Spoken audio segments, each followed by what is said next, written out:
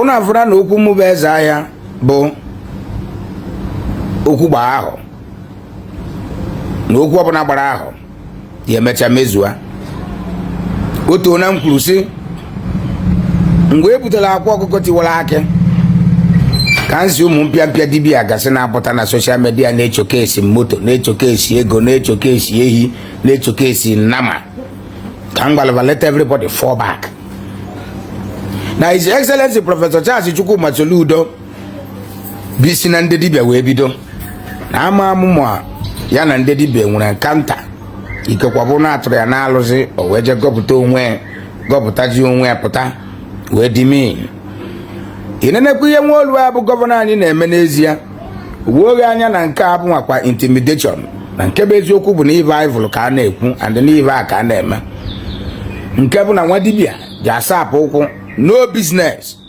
no international business o nwere ebe ọ kpọsara abịa ọ na-eri ego ka akwụna bụ ọrịa ọ na-ego moto kwuru moto ọ na-arụ na ọ na-agba ala ị na-ajụ onwe gị nke nwa nweziri ebe ị na-alụ how come ọjọba ọbara ya nke a na-achaghị agha ka ototo ube bụ aṅarị si na ọmụmụ mmiri abụla anya agara n'ihe aka o nwekwara nga ya na-akpọ ọka na akpakọrị mgbe ahụ mmụọ mmiri abụla anya o nwere otu biznes gị na-efulo na Nigeria even na Anambra State alone much more of Nigeria ihe ebidoni from trader tupu ị bụrụ a businessman trader na businessman abụrụ ọgbọ you are not a trader.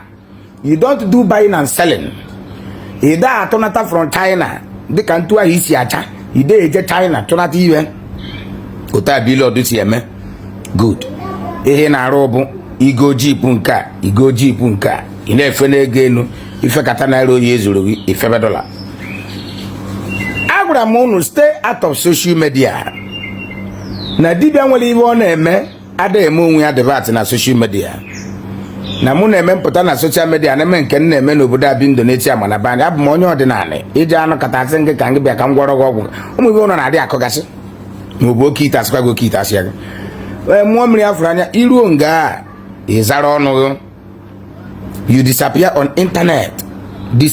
on internet ọ nọkwa ọdụ ka mmiri enwe ire ọkara agwụ every day ana m afụcha vidiyo gị ebe ị na-agọzi moto kwuru moto chọtakwa moto a na-agọzi bejon ka moto onye ọzọ goro nyacha eburu ya tii na kọntena bunata Naijiria eburu bujire dibịa gasị na ya na-agọziri gị moto dị mma ngozi bụ tia rọba moto ebughị bụ onye izi nyara ya na ọ bụ nnọkọta ntụ amụba eze ahịa nọ ndị egoro tokumbo moto ndị amaghị ka onye ọcha chi wee nya agha mbunata chenji injin oyi chenji oyi filter change brake pad na blade disc na crankshaft ndị eburu m ya bujire nwa dibịa ma ọ bụ bujire pastọ si ya goziere m moto na moto onye ọzọ nyara mmiri nwere ọkara akwụ can you stop all those things onye eburugodi moto bịa ngị goziere ya moto do it on a low key even in abụrụ internet ọ ya ka ndị sinụ content creator na-achọ views and likes and comment everything must not appear on social media most especially you that is a native doctor that you have nothing no business you are doing stay out of spotlight bụ social media mgbe gboo mgbe dibịa bụ dibịa nna mere ka mara sị na dibịa bụrụ aka ọrụ native doctor is not a job go and verify ndị nna anyị ya melu dibịa mgbe ete aka mgbe mbụ na ndị egedebere dibịa nwere ife a na-alụ ndị bụ diji ndị na-agba ugwu Awụsa na-egoji ndị na-ere egwu ndị na-akpa ụdọ ndị na-akpa nkata ndị na-akpa ute ha nwere aka ọrụ kpada bụrụ nọ n'ihu arụsị na-akọnatarị mgbịrịgba gara ị na-agba afa everyday ị na-agba aba afa niile abụ ị na-agba nothing comes out of it ọkwa ị nagara onye ahụ nke o nwere money double mma enwe gị isi nweta ego ka i were eme m ka m nwee ego ka ị gwọrọ m ọgwụ ego mụ nara m ego ịma na fraud okwu m aga na-enweghị iwe mana ibe nna agwa ụnụ bụ ibe mere eme if all of them can go out of social media ngwa aka kpara akwa ọkụkọ kụnụcha niile kwesịrị ịnakpu n'ime tii maka ọ na-emekwa Soludo kpagharịa na social media afụkwa ofu onye ọjagara ya aka ọ kpagharịa na afụ mmụọ mmiri afụrụ anya aṅarị ya ọ kpara anya aka nke ya eji kpepere jọ kpọsịbakwa afa ndị ọzọ be wise anya ka ije ene n'ụlọ Igbo mụrụ nze m kenekwa m na mam n'ụlọ nụrụ ozi nwanne anyị nwoke ezi tangod na ya bụ okwu si onye omenala n'ọnụ wee pụta tangod na osi ya n'ọnụ wee bụ na okwu a bụ ihe si ya n'ọnụ wee pụta. There is difference between this ajọ ọgwụ anụ nwe webata na ana Igbo anyị. Inwe huge difference from meat karịa na ihe anụ na-eje aja achụ aja. Ugezu del message odeje Soludo ọ gwa ya si yes na ha ma na ha nwere ndị ọjọọ ndị na-alụ ọjọbọ na ana Igbo, mana in terms of ịchụ aja, that ịchụ aja the part of Igbo tradition but in a modest way. Enwe ka isi asụ aja, o nwe ka isi maba na mmiri n'ime abalị ije chụọrọ onwe gị aja in peaceful. Ọ bụrụzi nke unu apụta mmadụ align over 30 plates of Fanta, 30 plates 40 boys ebulucha eje n'ihu mmiri, a na-awe Fanta, a na-awe Coke, a na-awe watermelon, a na-awe banana, a na-awe apple, a na-awe all sort of things. Nke kachasị nke bụ unu ebugide ewu ndụ na efi ndụ, kekọọ ha aka na-abụ, kekọọ ha aka kwee ha n'ime mmiri ahụ, mmiri ebulu ha na-aga. What other means unu kwesịrị iji apụlụ otu maka na borehole pụtazi kịta. Ọ bụ na ndị mgbe gboo na-eme ya na ahụ unu si eme ya kịta. Do you think na most of us will grow up? Because mgbe gboo there's nothing like borehole. Everybody na-eji echu mmiri. Ichefuzi anụ mmiri somebody ji wee sụọ akwa n'Enugu bụ ihe hụgide na dị clean gbadata. Somebody kulie na Anambra State were jeje sie nne.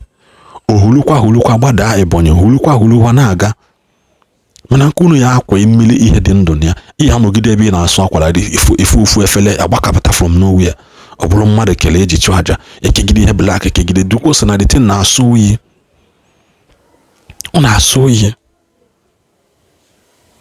Maka na ihe ndị bụ na ndị mgbe gboo pollute mmiri niile anyị nwe, unu anyị aṅanwụ mmiri wee too, onwe onye ya esi nne.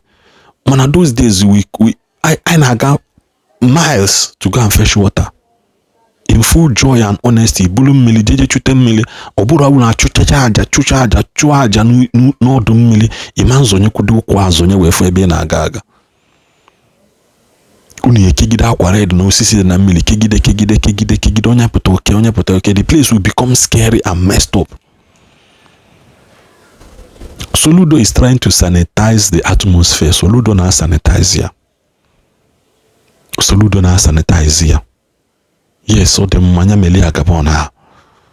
Mana whereby unu ya pụta na asị Soludo is against Igbo tradition. Soludo is never against Igbo tradition. You people unu na-ewezi ka onye mụ na ya ma Soludo has never for one day said against Igbo tradition. Never.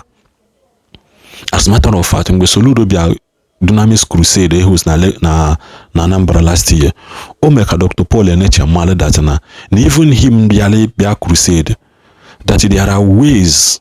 Ekpele does not solve everything, but he believes in prayer, but he also believes in hard work. That is what US and the Dunamis he train about 500 Anambra youth selected by him in work, so take other thing in Dunamis US and Hane maybe man if you have decided to bring 500 now the church here will take 300 Kobuloza 800 so that they will train them together.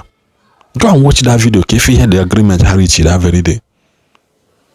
Mana nke nothing enwero dibia na akwado youth, nothing no so unu dey after mmanya 1000 aye enyo no mmanya 1000 aye enyo ushi na criminality kalia.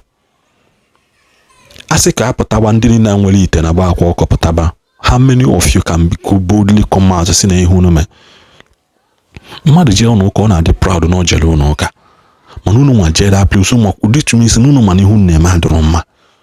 Unu eje na-agwọ na-esuchasị unu pụtụ na said that nothing like God, mana ihe ejiri ego eji wee bidolu gị ahịa mmadụ bi ga ahịa ihe ele ilecha isi na iji kọstọm ụgwọ na kọstọm agụgụ, mana iji ga ejije suo aja ka ị karịzi onye ahụ na-ebi ga ahịa.